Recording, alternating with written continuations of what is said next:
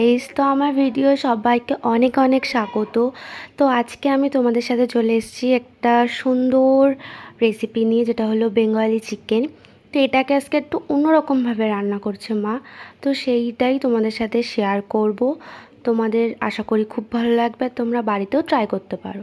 তো সবার ফার্স্টে মা আজকে চিকেনগুলোকে ভালো করে ভেজে নিয়েছে। ভেজে নেওয়ার পর এইদিকে ভাজার সাথে সাথেই মা যে মশলা পেস্টটা দরকার সেটা রেডি করে নিচ্ছে। লঙ্কা, কাঁচা লঙ্কা, কাঁচা পেঁয়াজ, আদা রসুন সব কিছুর পেস্ট করে নিচ্ছে আগে।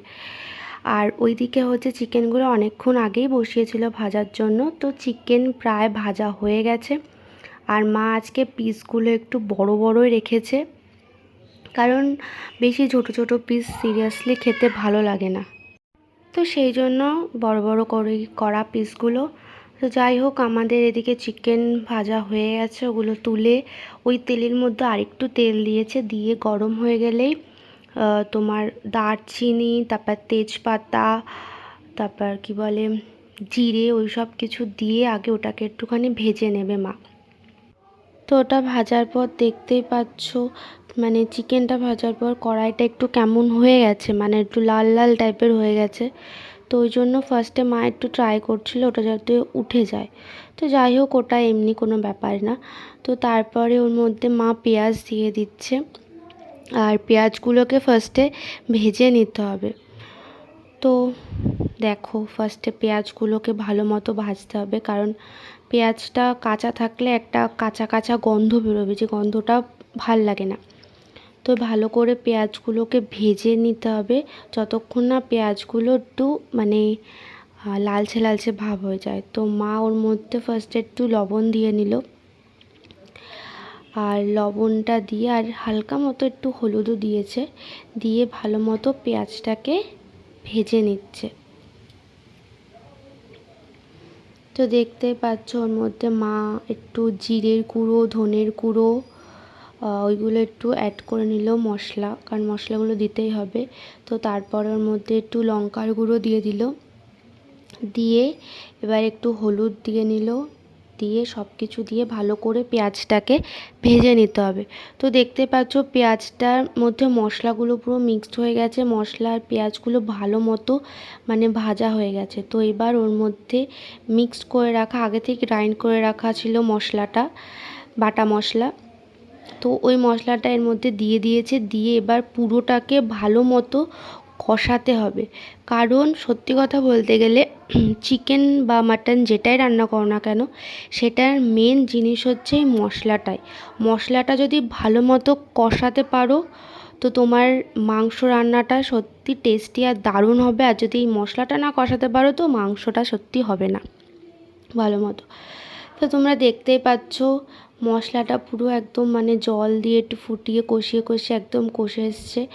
আর ওইদিকে এই যে আমাদের ভাজা চিকেনটা রেখে দিয়েছি।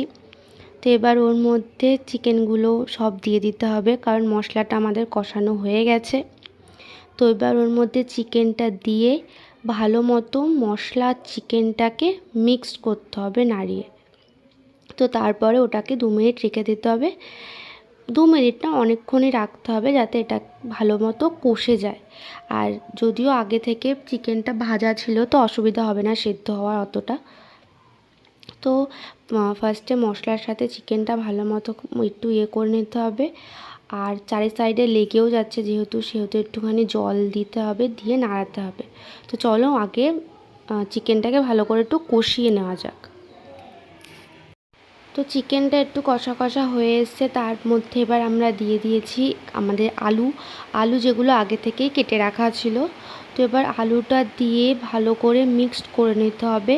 আর মিক্সড করে নেওয়ার পর তারপরে একটু জল দিয়ে এটাকে রেখে দিতে হবে, যাতে আলুগুলো আর মাংসগুলো সেদ্ধ হয়ে যায়।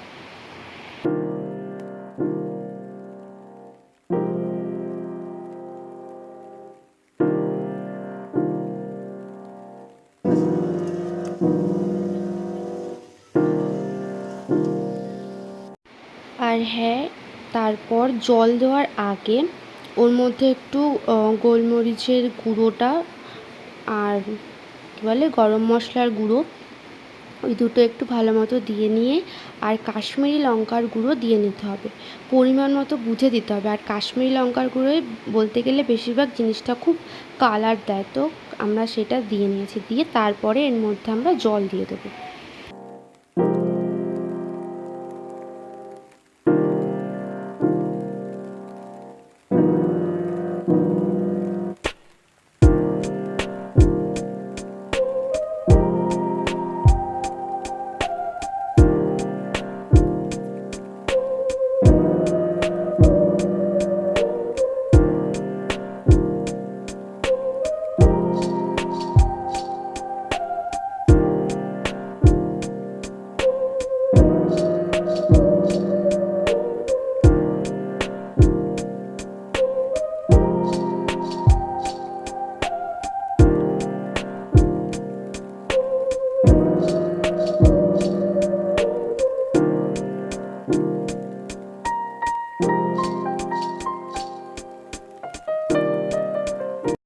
তো গাইস সব কিছু করে আমরা অনেকক্ষণ ঢাকা দিয়ে রেখে দিয়েছিলাম এটাকে কষানোর জন্য, ঠিক করে হওয়ার জন্য। তো ফাইনালি দেখো আমাদের চিকেনটা তৈরি হয়ে গেছে। তো দেখে তো মনে হচ্ছে যেন এক্ষুনি খেয়ে নিই, যদিও খেয়েছি। তোমরাও এই রেসিপিতে বাড়িতে বানাতে পারো, দারুণ লাগবে খেতে, খুব টেস্টি, খুব সুন্দর। তো আজকের জন্য ভিডিওটা এইটুকু। যদি ভালো লাগে সবাই লাইক শেয়ার কমেন্ট করো আর সাবস্ক্রাইব করে দিও। Bye bye.